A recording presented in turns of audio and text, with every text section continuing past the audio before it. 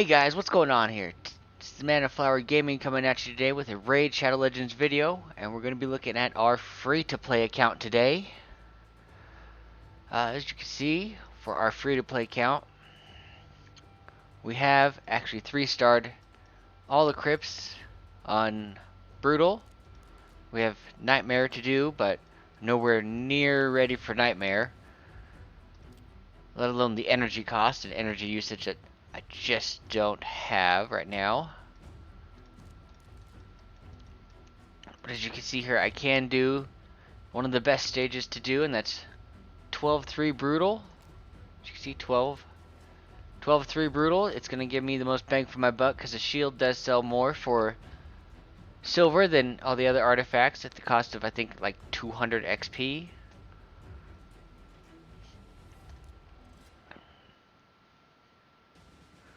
As you can see here, I can okayly do this with my Galek. He is finally 6-star. Full masteries, full skills booked out.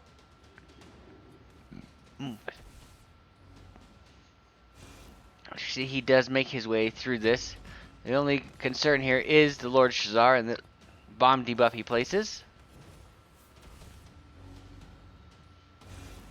Ooh, it's almost game over.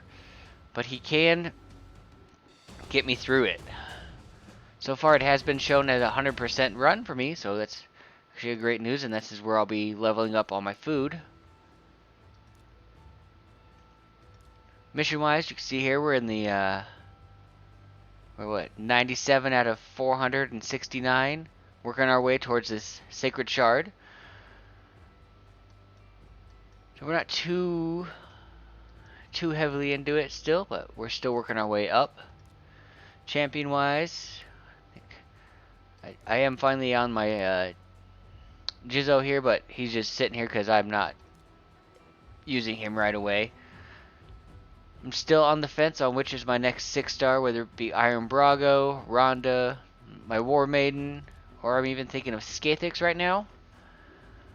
Skathix would be good because he does bring, he does remove all debuffs from allies, then places a block debuffs and a shield buff on them. He has a chance to steal one random buff from enemies, and also is placing a decreased speed debuff. But Iron Brago, I did throw some books into him. Does bring that increased defense, decreased attack, and stun for me. I'm still working on potions for him because this passive increases the defense of all allies by 10%. This champion's defense would be huge for my clan boss team. There is no major update for my clan boss team. I haven't done any runs today yet, but it's still just Galek pulling the team and seeing how long I can last before they run out. And currently we do have our Clan v Clan going. As you can see for this clan I'm in right now, the Orbit Raid, we are struggling. We actually don't have a whole lot of members partaking right now.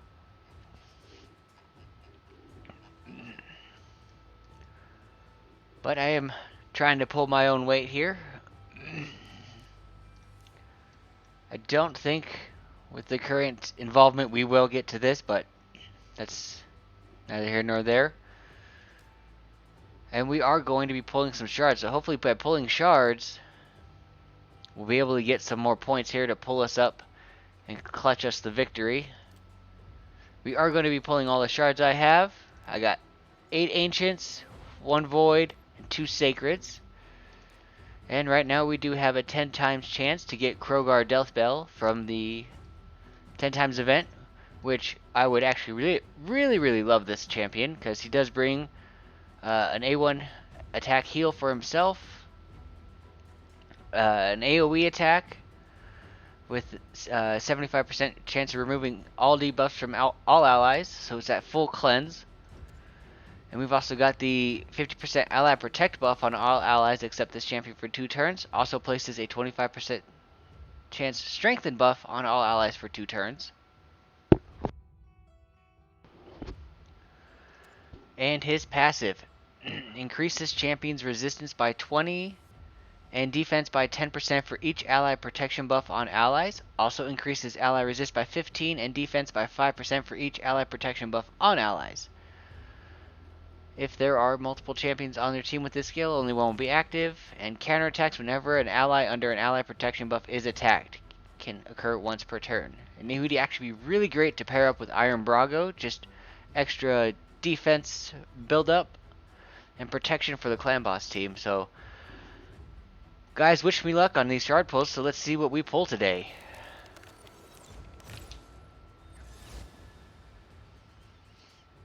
Hey, Muckstalker. Look at this guy. What does he got here? Attacks one enemy, 30% chance of placing a block buffs debuff for 1 turn. Attacks one enemy, places a sleep debuff for 2 turns if the target has no active buffs. Books down to a 2-turn cooldown, so it is good for the Sand Devil's Necropolis, which I don't have unlocked yet, I don't believe. But that's not something I'm worrying about. And he also places a 7.5% continuous heal buff on this champion for 2 turns if he loses 20% HP or more in one attack. And increase ally HP and faction crypts by 22%. No, if I were to build him, he's pretty low on the list of what I would build.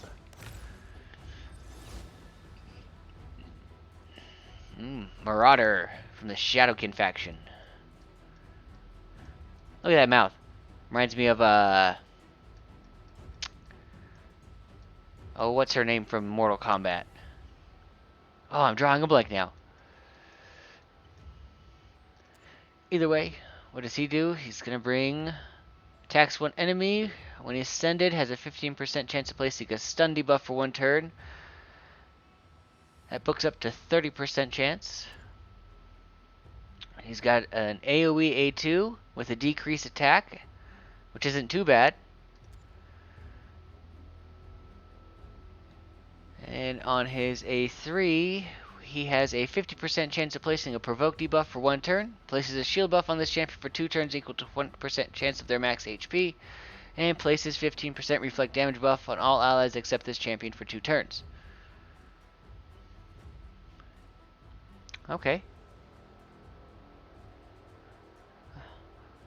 Wondering if this is just a single target or if this is a full team provoke. Doesn't actually say. I'm curious. And he brings HP in all battles by 15%. Probably at the bottom of the list for what I bring up.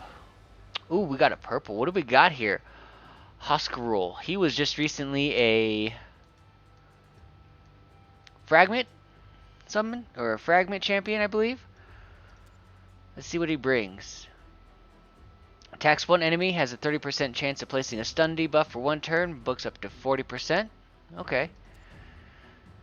It's got an AoE A2, where it attacks all enemies, has a 50% chance of placing a stun debuff for 1 turn, and then decreases the turn meters of enemies under stun debuffs by 15%. Alright, and that does book up to 75% chance to place a stun. Might be more interested in bringing him up just because he's going to bring that CC control capability. And what does he got here? Removes all stun debuffs from allies and places a 60% increased defense buff and a 25% increased resist buff on allies for 2 turns. And what do we got here? For his passive, he is immune to stun debuffs and increases the damage inflicted by all allies by 15% when attacking enemies under stun debuffs. He could be very... I'm thinking he could be very useful. What do you guys think? He could very well be my next 6-star just for the CC capabilities and just keeping enemies stunned and increasing allies' damage. And he does bring increased defensive faction crypts by 30%.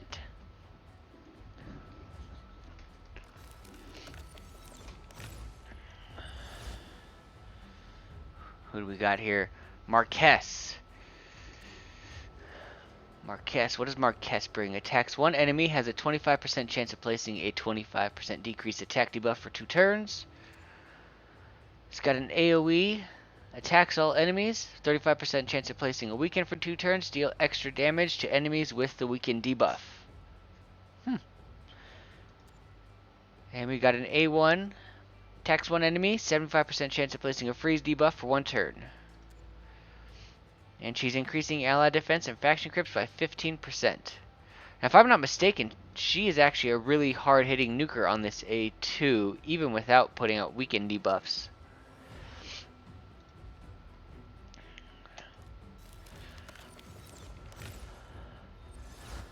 Let's keep pulling here. What do we got here? Judge? Judge. The judge is here to judge you. Alright, what is he doing here? He attacks one enemy, damage increases by 10% for each debuff on the target, stacking up to a maximum of 100%. Now that is filling up their debuff bar to the maximum of 10, which currently at my stage count, it won't be very useful. Alright, so he's got an AoE 2-time hitter that fills the turn meter by 10% for each critical hit. So let's see, in waves that's what? 5 enemies, so that could be a full turn right there just on that A2. And what do we got here for his passive? He's with each hit has a 30% chance of placing a decreased accuracy debuff, or a decreased speed debuff, or a decreased attack debuff, or a decreased defense debuff on the target for 1 turn. Interesting. So he's throwing out a lot of things there, especially with that A2. And he's also bringing accuracy in all battles by 30%. Or by 30, not percent. Duh. Alright, 3 more shards. Let's keep pulling and see what we get here. Magma Blood. Attacks one enemy, 15% chance of placing a stun debuff for 1 turn. Books up to 25%.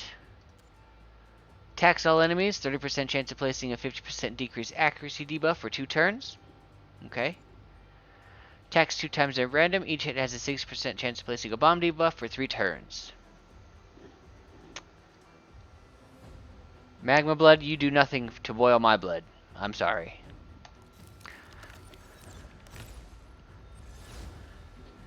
Alright, what do we got? Anointed. I anoint you, the man of blue.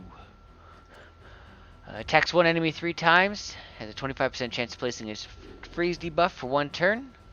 Could be good for Fire Knight just because triple hitter. Attacks one enemy 2 times. Each hit has a 75% chance of stealing 1 debuff from a target.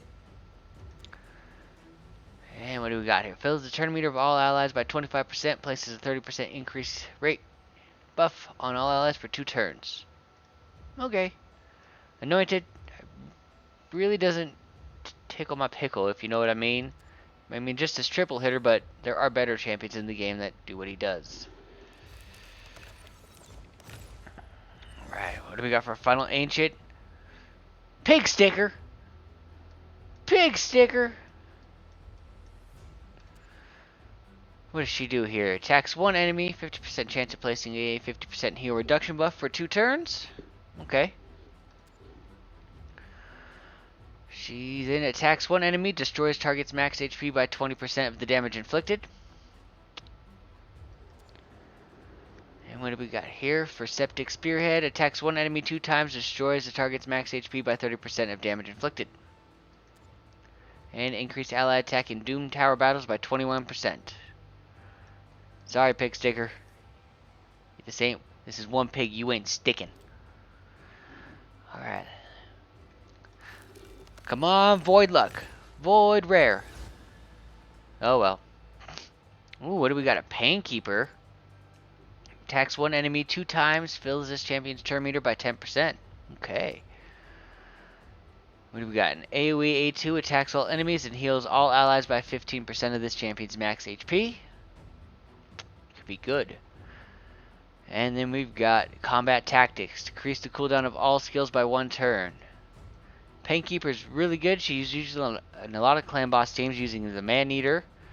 Or really any other team, you need to just decrease cooldowns faster. And she's also bringing HP in faction crypts by 21%. Alright, let's move on to the shards. Come on. Let's get the Krogar Deathbell here. Some viable legendary. Ooh, we got a Lego. Ooh, Who do we got? Grubtuck Mossbeard. Ooh. I don't know what he does. First, a first Sacred Shard pull, and it is a Lego. Not the Lego we were wanting, but it is a Lego nonetheless.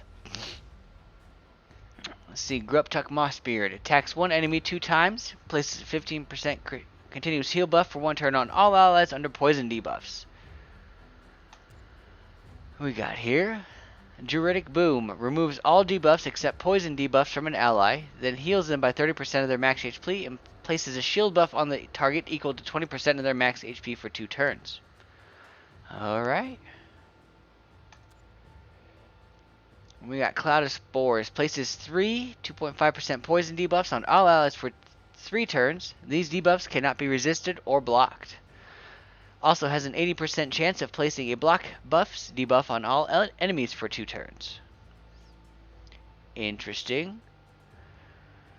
And what do we got for the passive here? Allies under poison debuffs inflict 7.5% more damage for each poison debuff on them, stacking up to a maximum of 30%. This damage increase applies to all of the skills. Oh, wow. Also increase each ally's resist for 15 for each poison debuff on them. Now that sounds good. That's a lot of damage. Oh man, that's a lot of damage. It's an extra 30. Wow. And what do we got? Increase ally resist in all battles by 50. Okay, he's got a face on his back. Wonder if he talks to it. Well, that's a really good pull. Let's see what his reviews are. Not great. Good for Hydra. He's okay in Iron Twins, but nowhere else good. I mean, this continuous heal does look really good just because you're placing a lot of health on... putting a lot of health out there for allies under the poison debuffs. 3 turn. Alright, let's get our last shard pull going. What do we got here? Old Hermit Yorg. Yorg. Ooh, he's got a face on his back too. You guys wonder if he's talking to it?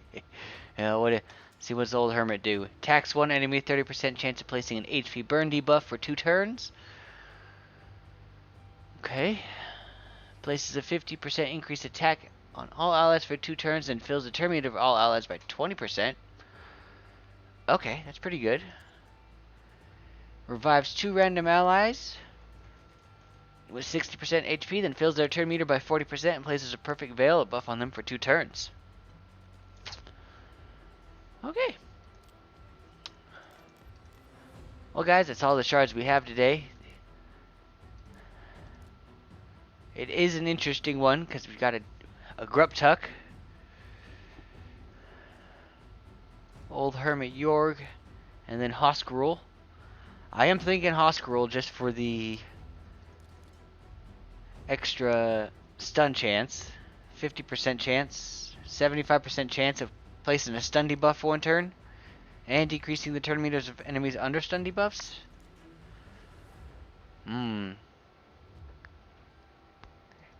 Stuns. He's also bringing the increased defense and increased resist. Guys, I got a lot to think about here on who to up next.